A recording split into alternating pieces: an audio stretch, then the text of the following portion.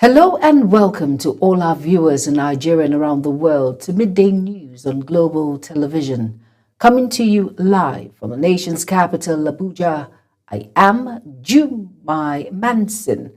A quick reminder that Global Television is on DSTV channel 365 and Star Times channel 276. Now the news in full. The push to create a legislative security directorate in Nigeria's National Assembly is gaining momentum. State assemblies and parliamentary staff are backing the proposal, but some security agencies warn it could create conflict in the system. National Assembly correspondent Nete Patrick has the details.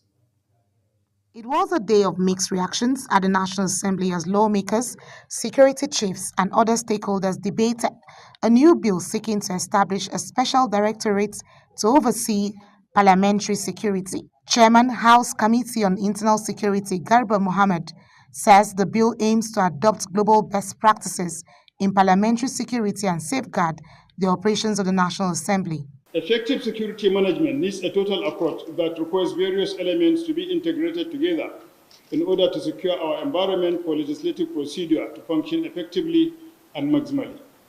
That is why this bill is very important, because it seeks to address all the challenges as aforesaid and adopted world-based practices of parliamentary security procedures and architecture. But not everyone is fully sold on the idea.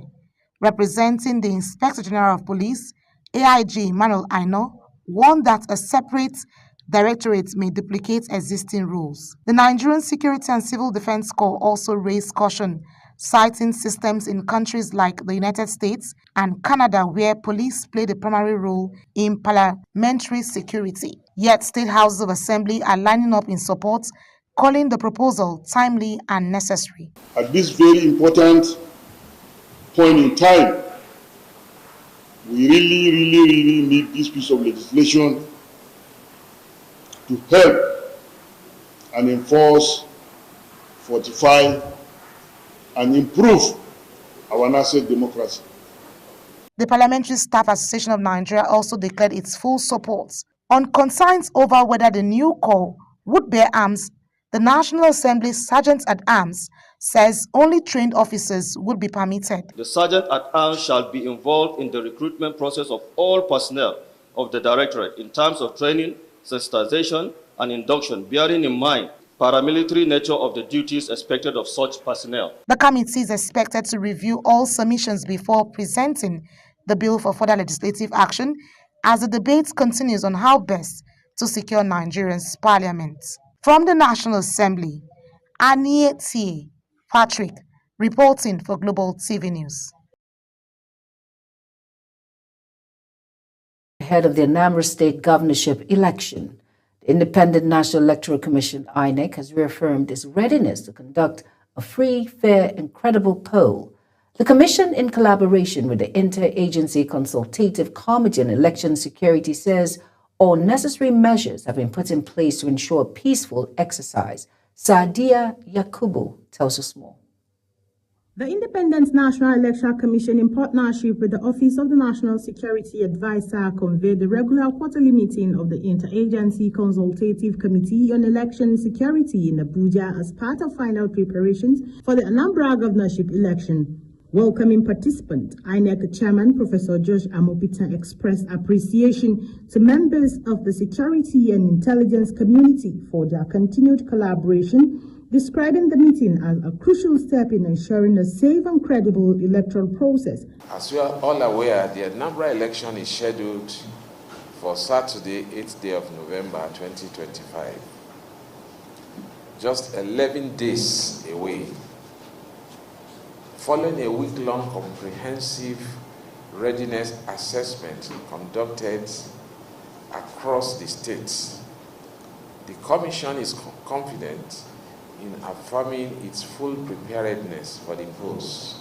The election just 11 days away, Professor Amopita announced that INEC has completed a comprehensive readiness assessment across Anambra State, expressing confidence that the Commission is fully prepared for the November 8th poll. The INEC chairman commended the effort of security agencies in creating a safe environment emphasizing that credible elections are only possible where security is granted. Representative of the Police, Department for State Security, and the Nigerian Security and Civil Defense Corps, and the military assured of robust deployment and coordinated patrols before, during, and after the election, pledging to maintain law and order across all polling areas. Representing the National Security Advisor, Nuri Bado, Director of Internal Security, Hassan Yahya Abdullahi, enlightened the extensive security arrangements put in place to deter violence and ensure a smooth process. Any form of violence during the elections will be met with strong, uncompromising response. Nigerian Police, as the lead agency for election security, along with other security agencies, stands prepared and resolute to maintain a secure environment during the Anambra State governorship election. We call upon all citizens to collaborate and commit to a peaceful electoral process. The Nigerian Police Force, as the lead agency for election security, reaffirmed its readiness to safeguard voters and election officials, urging citizens to conduct themselves peacefully and uphold democratic values throughout the process. Sadia Yakubu, reporting for Global Television.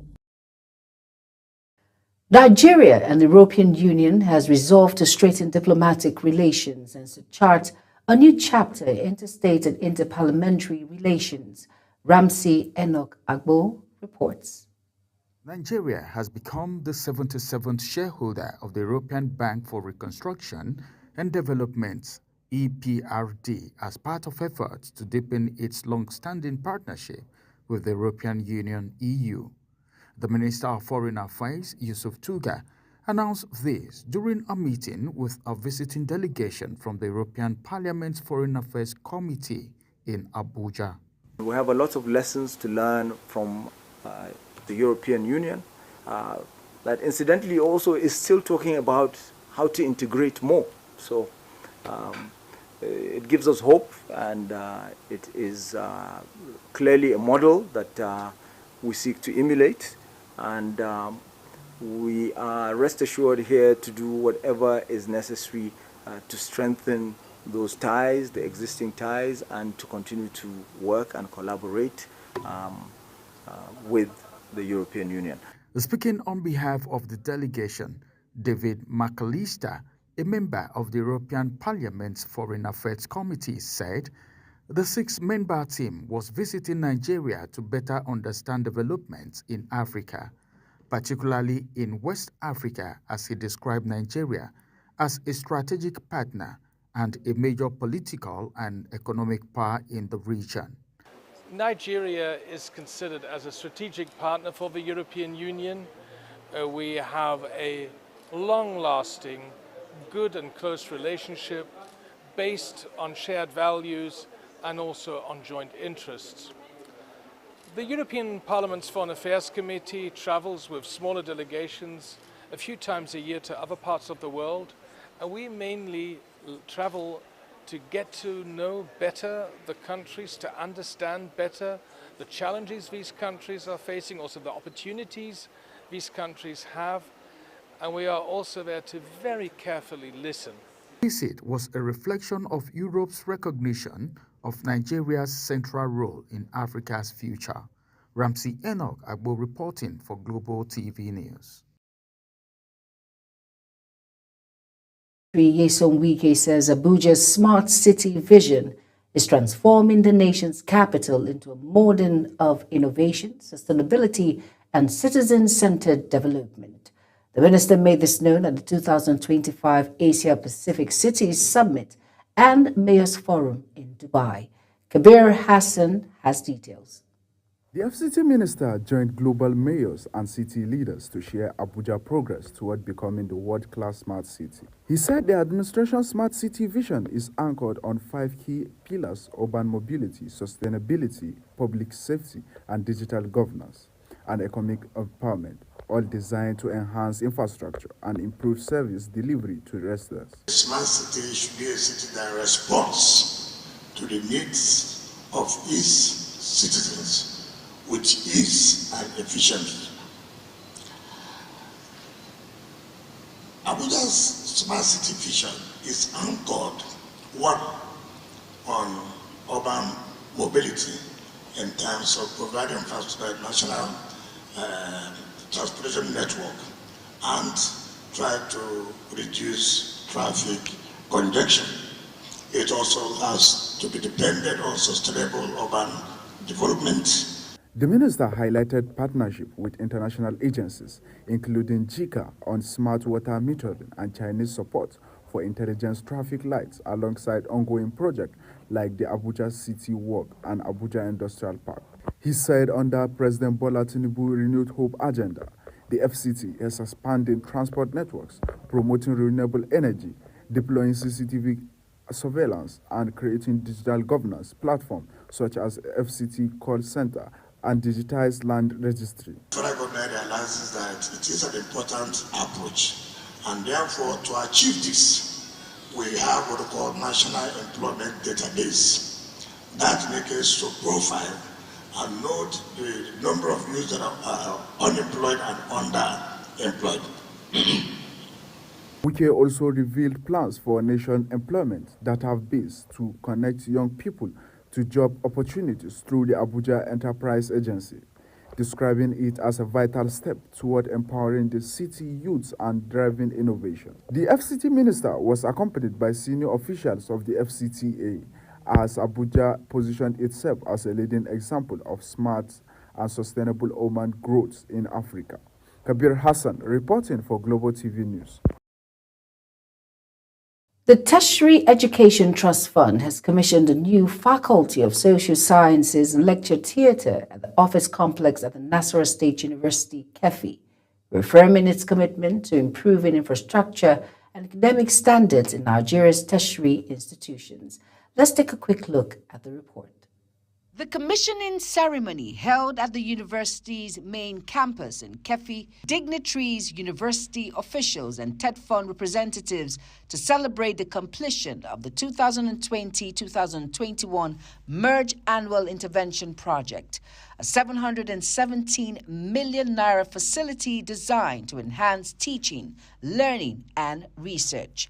Right Honorable Aminu Masari described the project as proof of TED Fund's transparency and impact in higher education. He commended the university's management led by Professor Saadatu Hassan Liman for ensuring the judicious use of the intervention funds. This project stands as yet another visible testimony of our collective commitment to strengthening Nigeria's higher education through Nigerian higher education system in line with the renewed hope agenda of His Excellency President Bola Ahmed Tinubu GCFR. Representing the Executive Secretary, Architect Babatunde Olajide said the timely completion of the project reflects strong collaboration between TED Fund, the university, and the state government.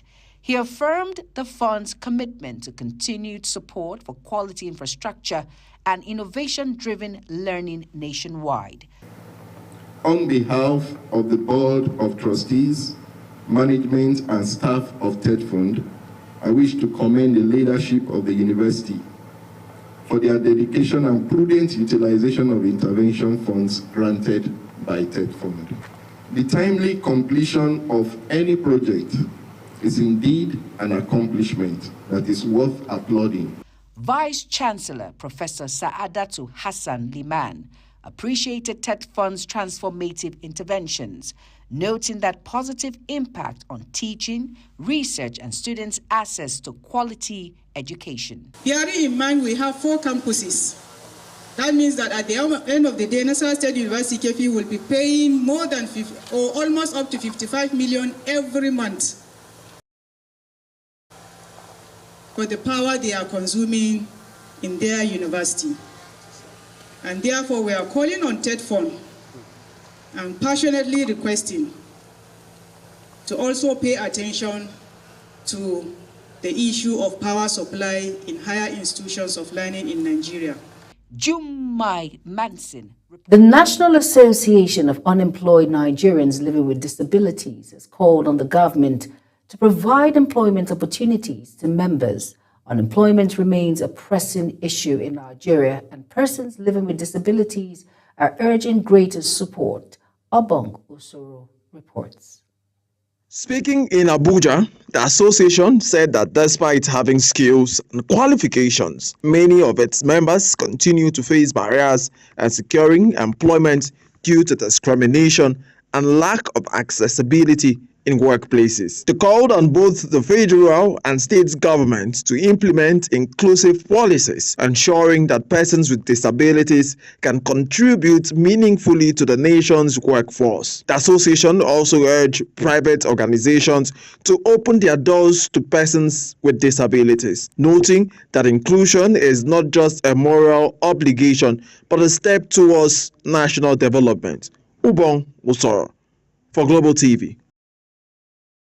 You are watching the live broadcast of Midday News. When Midday News returns, United States removes Mali from list requiring visa bond.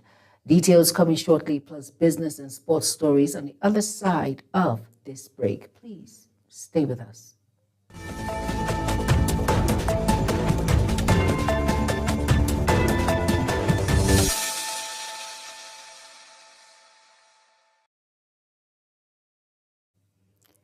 You're welcome back, and if you're just tuning in, this is Midday News on Global Television. Thank you for staying with us. In business now, the federal government has secured about 700 billion naira from the Federation Account Allocation Committee, FAAC, to finance the deployment of 1.1 million electricity meters across Nigeria by December 2025. The Minister of Power, Adebayo Adelabu, announced this in Lagos at the 2025 Nigerian Energy Forum themed Powering Nigeria Through Investment, Innovation and Partnership. Adelabu said the initiative is part of the Presidential Metering Initiative, a comprehensive plan to close Nigeria's metering gap, straighten revenue assurance, and promote transparency in the electricity supply chain. Over now to the Senate has commended President Bola Ahmed Tinubu, the President of the Senate, Godswill Akpabio, and key anti-graft and financial institutions for their coordinated effort that led to the removal of Nigeria from the Financial Action Task Force, FATF, grey list. The commendation followed a motion of urgent national importance sponsored by Senator Emmanuel Udende, APC Benue Northwest. Topsy Gimba has details. That report will be brought in our subsequent bulletin. And on the foreign desk, the ongoing visa policy controversy between the United States and Mali has seen a recent development that could signal a de-escalation of their diplomatic standoff. Our correspondent, Adike Michael, examines the situation. The disputes began in early October when the United States announced a new visa bond pilot program requiring citizens of various countries to post bonds of up to $10,000 when applying for tourist or business visas. Mali was promptly included on this list, with the new policy slated for implementation on October 23, 2025. In response, Mali enacted a retaliatory measure adopting an identical visa bond policy for United States citizens. However, on October 23rd, the United States government published a revised list of countries whose citizens are required to post visa bonds, and notably, Mali was no longer included. This change indicates a relaxation of the United States visa policy stance towards Mali amid ongoing diplomatic negotiations. Washington has used visa policies as a means of political pressure on several African nations in the past couple of months. But this recent decision is seen as a positive step towards improving the bilateral relations, potentially easing travel restrictions and promoting increased cooperation. But nations have yet to make official statement on the matter, but analysts suggest that this move could pave the way for further diplomatic and economic engagement. Edikan Michael reporting for Global TV News. In another development, the United States Embassy in Mali is urging all American citizens to leave the country immediately, warning of a rising terror threat and a worsening fuel crisis. In a statement, the embassy said travelers should use commercial flights as overland routes are too dangerous, with terrorist attacks reported along national highways. It's the second alert in just 3 days, following an earlier warning against travel to Mali because of terrorism and kidnappings. Gaza's Civil Defense Agency says overnight airstrikes killed at least 50 people in the Palestinian territory as the Israeli military hit a string of targets after an attack that left soldiers dead. The agency spokesman Mahmoud Basel called the strikes a clear and flagrant violation of the ceasefire agreement. Through the United States, President Donald Trump insisted during a trip to Asia that nothing would jeopardize the truce he helped broker. The Civil Defense, which operates as a rescue force under Hamas Authority, said children and women are among those killed. In sports stories now, the House of Representatives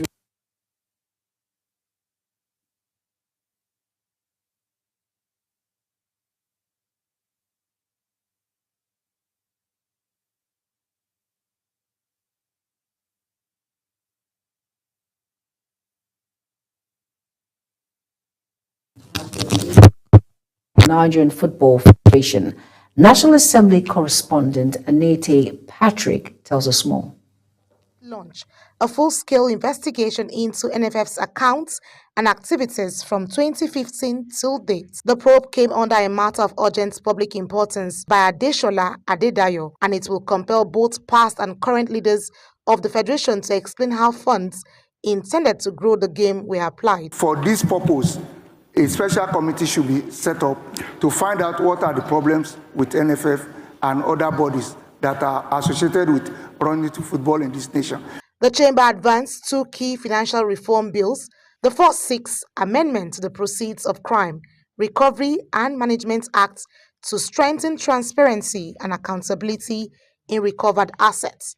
The second proposes the establishment of a Nigerian FinTech Regulatory Commission to guide innovation and protect consumers in the rapidly expanding digital finance sector. If a thorough reform should be made on the anti-corruption sector, you must equally adjust and amend the Proceeds of Crime, Recovery and Management Act as well as the Money Laundering Act.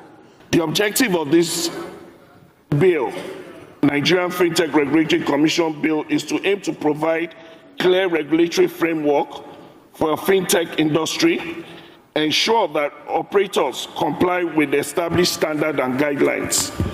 Attention later shifts to Delta State, where the House adopted a motion calling on the federal government to connect Ode Shekiri in Warri, South local government area to the national electricity grid. Lawmakers stressed that the community had endured years of blackouts despite its proximity to oil and gas infrastructure. Also concerned that Ode Shekiri is not connected to the national electricity grid and have been any electricity supply, a situation that has hampered economic activities and by extension the general development of the area. Plenary was adjourned as lawmakers are expected to continue deliberations on legislation with far-reaching national impact. From the National Assembly, Anete Patrick reporting for Global TV News. Nigeria has returned to the World Taekwondo Championship podium for the first time in 20 years. Elizabeth Iheanacho secured a bronze medal in the women's 67 kg category at the ongoing championship in Wuhan, China. Iheanacho defeated Uzbekistan's Sabonova in 2 close rounds to advance to the semi-finals and seal the holistic medal. Her victory has been described as a significant boost to Nigerians' presence in global sports. Director General of the National Sports Commission, Bukola Olakpade, commended Iheanacho for her resilience and excellence, describing the victory as a powerful statement of Nigerians' resurgence in global sports. Taekwondo has now joined a long list of international championships that Nigeria has excelled in this year, which includes cricket, basketball, arm wrestling, badminton, and swimming. Now that's it on Global TV Midday News. A quick reminder that Global Television is on DSTV channel 365 and Star Times channel 276. Kindly follow us across all social media platforms now showing on your screen by using @GlobalTVNG. I am Jumai Manson. Thank you for watching. Good afternoon.